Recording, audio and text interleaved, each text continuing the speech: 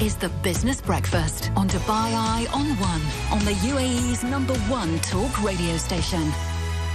So we're looking at those midterm elections in the United States. They are coming in now. It looks like there is a tilt towards the Republicans, towards the red side of the United States. But what does it mean for the market with the Business Breakfast? So that's the question we ask.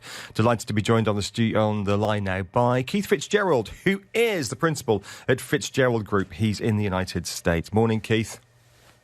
Hello there. Thanks for having me back. So we'll look at the market implications in a second. First of all, though, our reading from over here, looking at the TV screens and the news feeds, is that it is tilting towards the Republicans, which was widely expected. What's your reading? Well, certainly there's a lot of cajoling and whining and gamesmanship going on, but that does appear to be the case at the moment. Right then. So from an investor's perspective, what is the significance, if any? Well, actually, there's quite a lot of significance, fairly significant, actually. If the Republicans come in, if the control changes, then we're going to be looking to big tech, to energy, to defense, a number of the large cap stocks that are going to be things you want in your portfolio. If the Democrats maintain control, then it's going to be all things EV, it's going to be cannabis stocks, it's going to be some lesser things on the fringes, because that's all about handouts, bailouts, and giveaways. So it's a very, very different psychology at a very important time in American history. So in terms of the stocks that we should be holding in this context, I was following you on Twitter, and you were saying you want to be, or investors should be holding companies that are paying them a return at the moment. Explain that thesis to us. Absolutely. One of the things that people focus on continually is chasing the hot money. That, unfortunately, is going to be stocks like Meta and Peloton and Netflix, which have just gotten taken to the cleaners over the last 12 or 24 months. On the other hand, the biggest names in the world, the brand names that you know, love, and are familiar with, pay cold, hard cash in the form of dividends that is often growing 5 or 10% a year. If you have the discipline to invest in those stocks and hold them for long periods of time, it can dramatically enhance your wealth, because the dividends begin to compound. That begins to magnify over time. And people who do that show that they have more stable portfolios, they bottom first and recover fastest. Give us a couple of examples of dividend-paying stocks that you like at the moment in the United States, your home market where you are. Well, sure. So one of my favorites, all-time favorites, actually, is Chevron. It's big oil, it's big energy, it's alternative energy, but it also is investing heavily around the world in something that the world cannot live without, oil, and then, again, alternative energy. It's a continuum, pays a good, healthy dividend. Pfizer is another one, critical breakthrough medical technology, but importantly, a massive dividend payer consistently over time. As they begin to develop customizable medicine, that's going to grow and magnify in your portfolio. So those are just two of many examples that we prefer to concentrate on right now. Well, let me play devil's advocate there. I don't disagree with you, but for the sake of argument, let's take Chevron. If I'm going to be putting this in my retirement fund, and I turned 50 this year, so it's not that far away, I would say, but no, Keith, because in 10 to 15 years' time, energy transition will be much more advanced. And those dividends that Chevrons, or companies like them, we could mention Aramco in Saudi Arabia, in our own backyard here, that those dividends will be evaporated because people will be driving electric vehicles. And those traditional oil companies, as I would call them, their time will be gone. Well, I would push back, having got you on the calendar by a few years. I'm 57 myself, so the horizon's a little closer.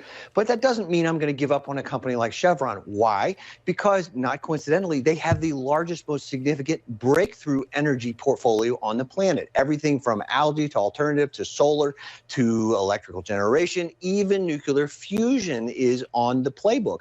So I submit that we're going to have a measured transition away from dinosaur juice into the energy of the future, and that company will continue to pay dividends for a very long time to come.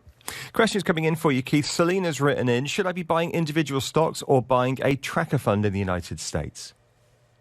I tell you what, I don't know your individual situation, so I can't advise you personally, but I would advise you to concentrate on individual stocks right now. If you're looking at diversification, that theory has broken down dramatically over the last 3 to 5 years. Wall Street increasingly realizes that's a challenge, and you want to pursue the companies that are making those best products we just talked about, that are paying those cold hard cash, and they have visionary CEOs who are putting the numbers on the table, because that's going to be the path to bigger, more consistent profits than buying all of the other stuff.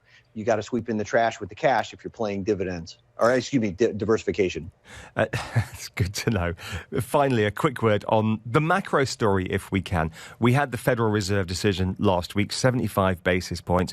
Look, I'm very much in the China and Japan camp. I would not be raising interest rates at the moment. I think we're heading into a recession. What's your take? Well, I've maintained that we've been in a recession for a number of months, probably even 6 months at this. I wouldn't be raising rates right now either. Chairman Powell, as brilliant as he is, does not understand the asymmetric response of real money. It's not just the bank reserves that he's dealing with or labor or job rates. I think he's as wrong about these things as he was about transitory. So I would be taking a pause. I would be looking at how the world is reacting to this, and I would be looking at the mountain of data that overwhelmingly suggests he's taking the wrong course. We've had $61 trillion in market capitalization vanish since he began his follies. And it's his follies. Wow, that's even further than I would go. And in terms of the currency, again, Keith, because it's so important to us here, as you know, the United Arab Emirates, we peg our currency to the dollar. So effectively, you and I have the same currency here. And we have seen incredible dollar strength over the past few months. If we look right now, dollar euro, for example, is pretty much at parity, 1.000, blah, blah, blah, whatever. It's basically parity at the moment. Where do you see this heading?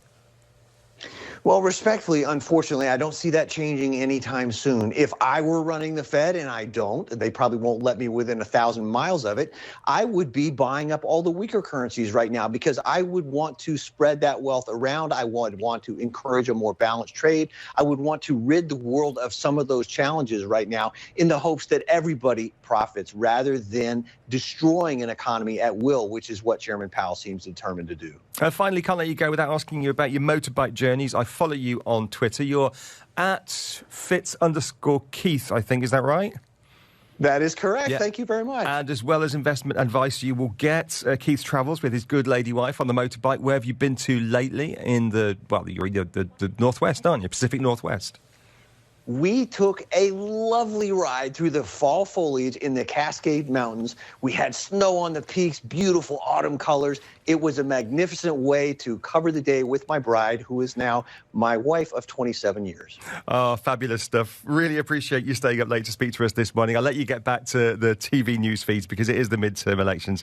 That is the voice Thank of you very much. Keith Fitz-Gerald of the Fitz-Gerald Group. Hi, it's Keith here. Thanks for checking out today's highlight clip. What'd you think? Did I make sense? Is there something you'd like to add? Make sure you leave a comment down below, and of course, click subscribe to keep up right here on YouTube, or sign up for the email newsletter at the link below. You can also find me on Twitter and Instagram for my real-time thoughts on markets, analysis, and a whole lot more.